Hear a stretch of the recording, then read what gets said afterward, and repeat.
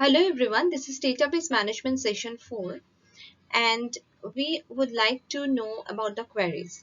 Till last class, we talked about creation of database, creation of tables under those databases and creation of relationship among those tables. Okay, but queries are also important because unless we make some query, the computer will not understand what exactly we want it to do.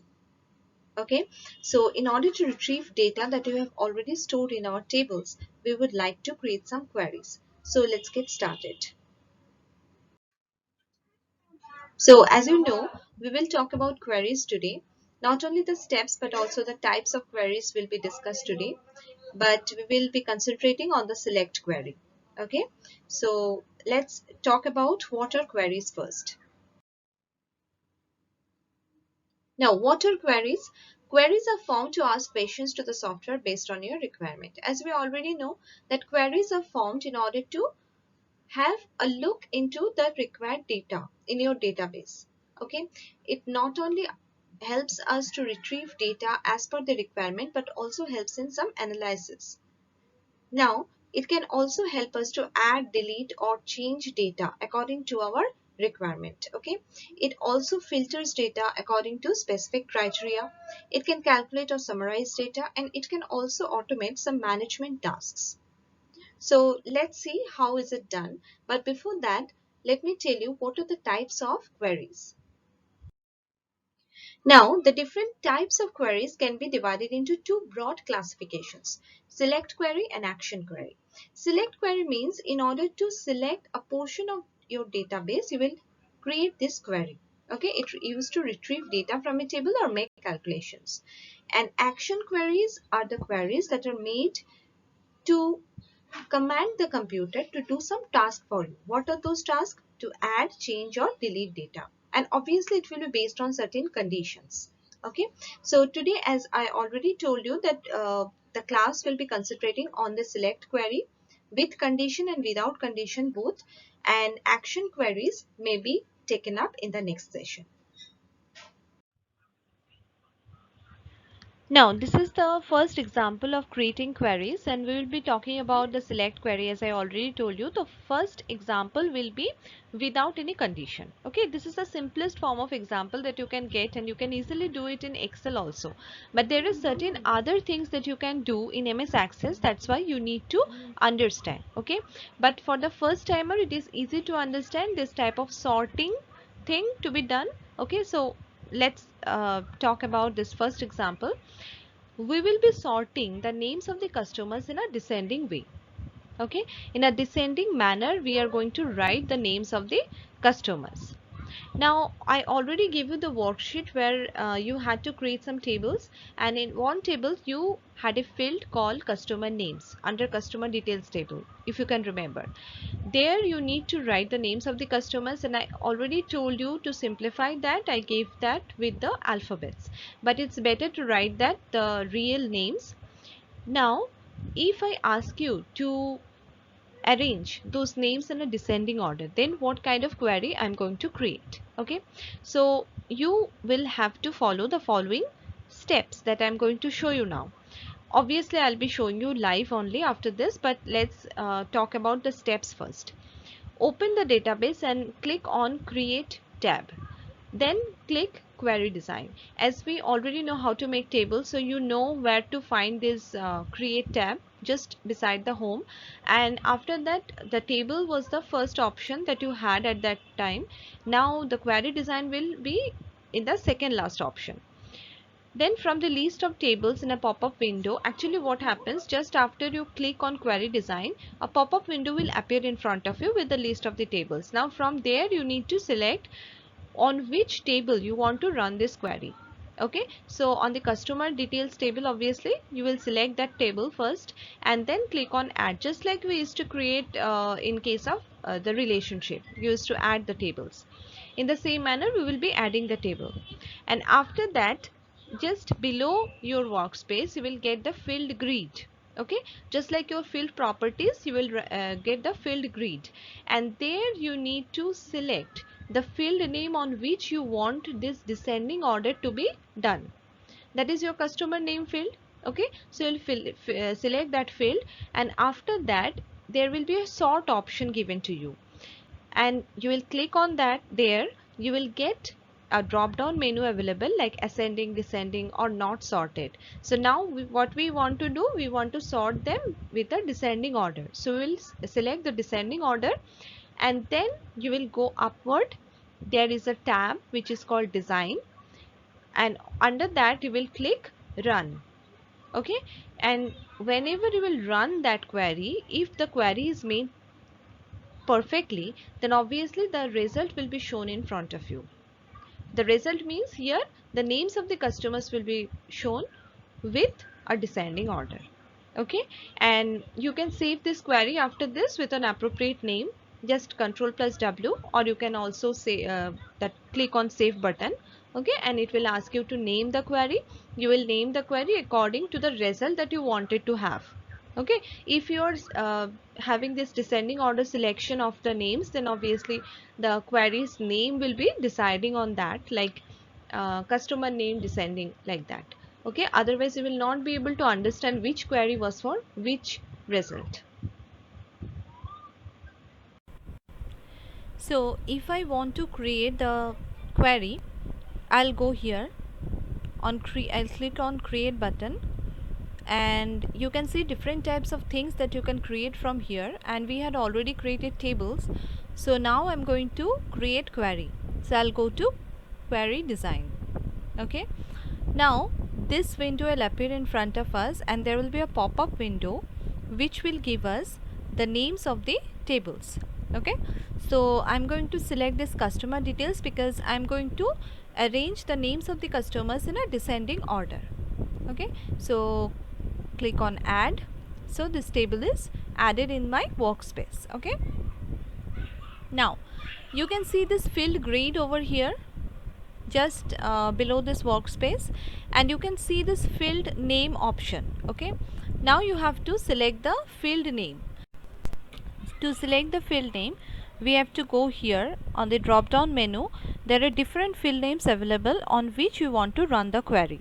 Okay, so as we want the customer's name to be rearranged, so we will select here customer name. Okay, and the table is already selected. Now in order to sort this, we have to click here, and you can get the drop down menu available. Okay, so from here you will select descending, and it is done. Okay, so the query is created now. Now in order to run this query, you have to go here under this design tab, go to run, which is an exclamation sign, you can see.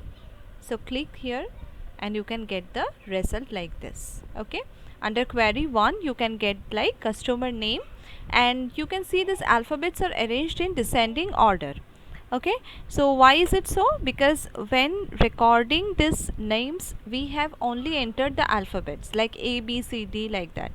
So it has been arranged according to that, but I'll prefer that you practice with real names so that you can understand that the names are arranged really in descending order if you do so. Okay, now in order to save this query, what should you do? Control plus W, and you can get the option for renaming this query, because the query's name is query 1, it is already given.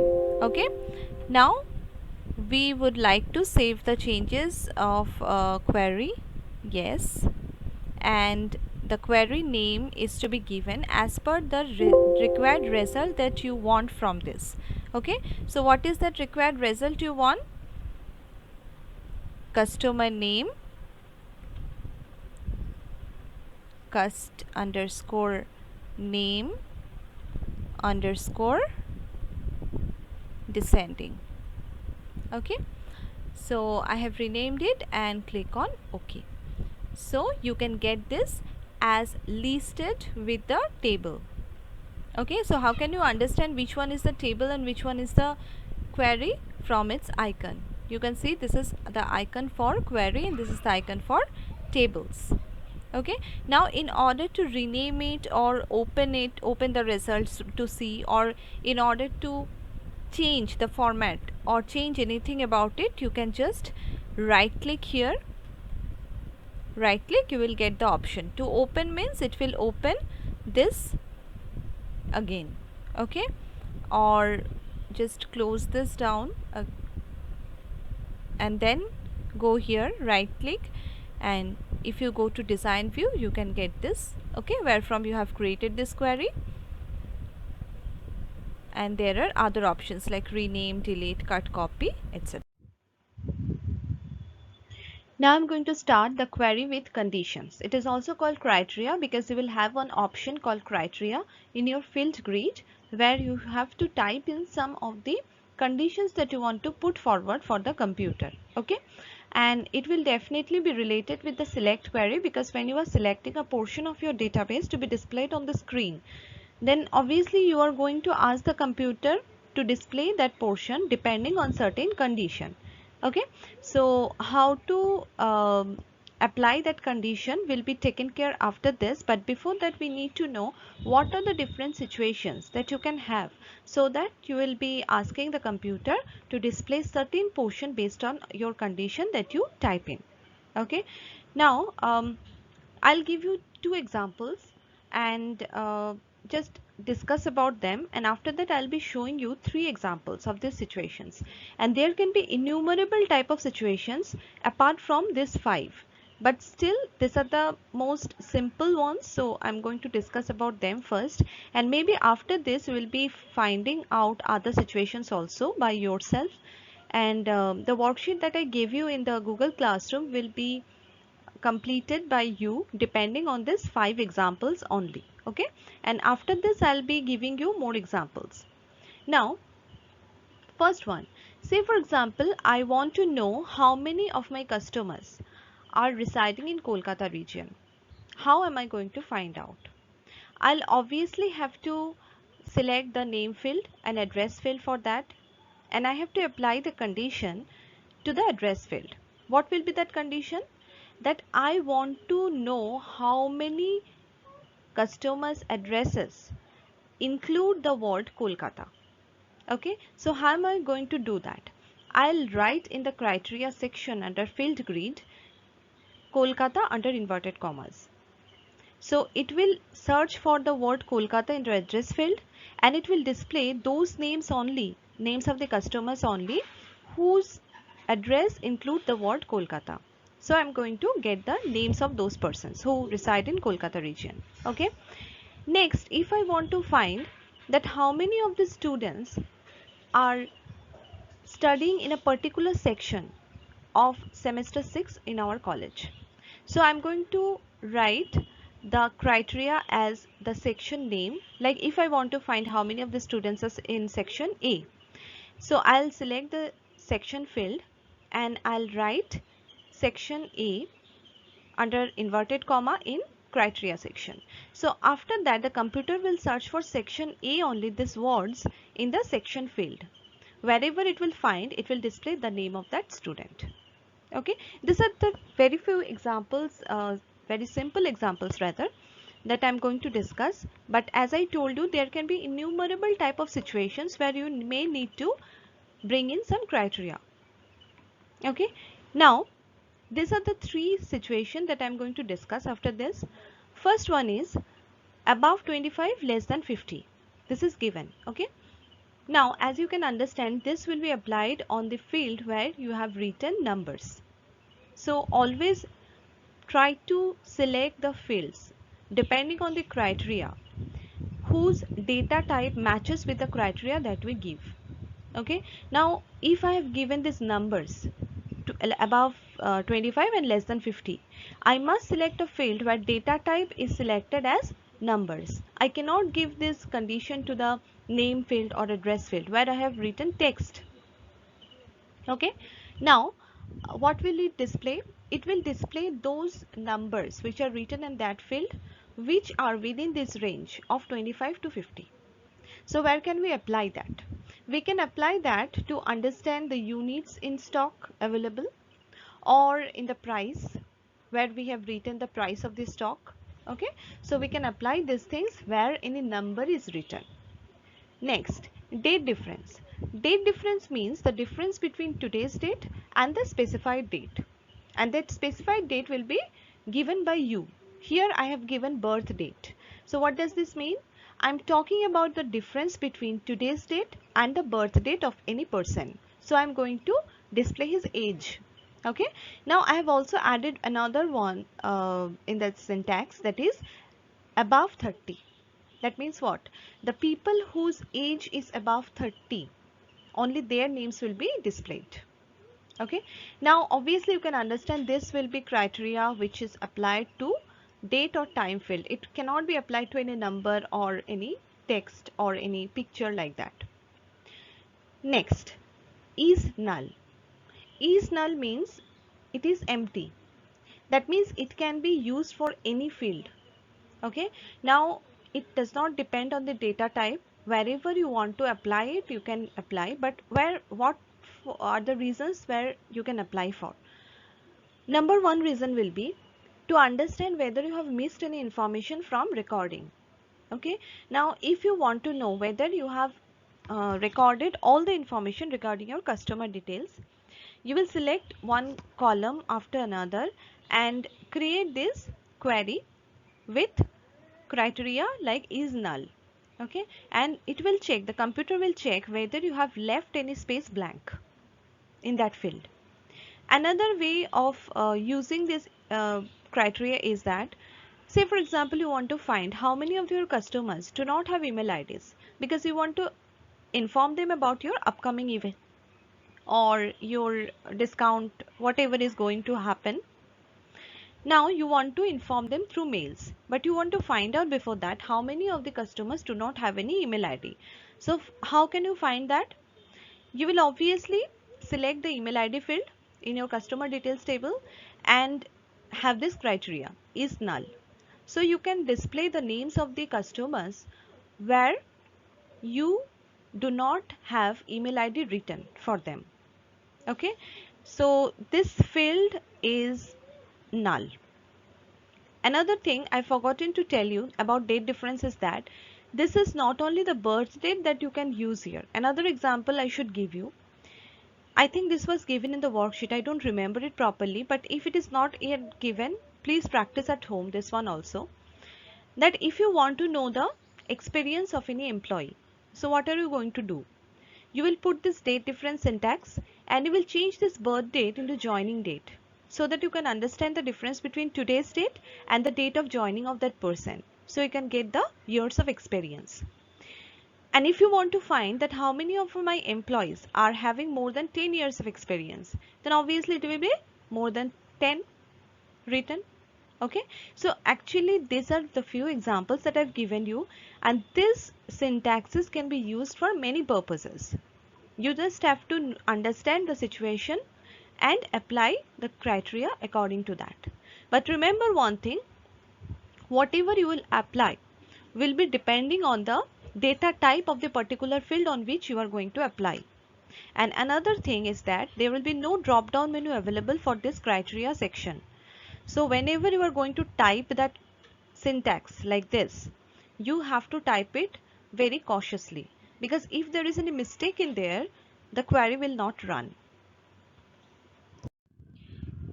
As you already know, why should you add the criteria? Now we have to know the steps. Okay, the steps are very similar. We already know how to create a query. Okay, when we create a query in the field grid, we know there is an option which is called criteria. I don't know whether you have noticed or not, but if you have not noticed, then also I'll show you. And on that criteria, you have to set the criteria, and as I told you that there should be typing of that criteria. There will be no drop down menu available for you. So whatever you want to give the criteria, you must type on your own. You have to know the syntax, how to type that criteria. Okay.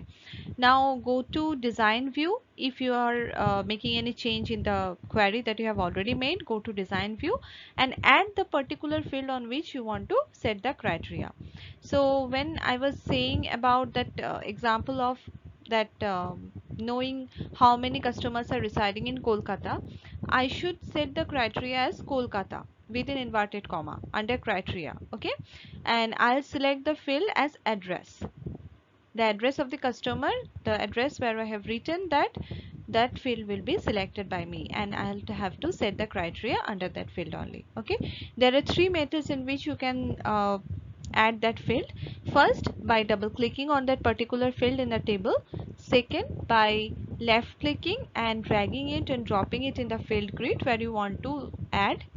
And third one, just by clicking on the field grid itself where you can get the drop down menu, as I did for the select query without condition. Okay, so now I'm going to show it how it is done in the MS Access.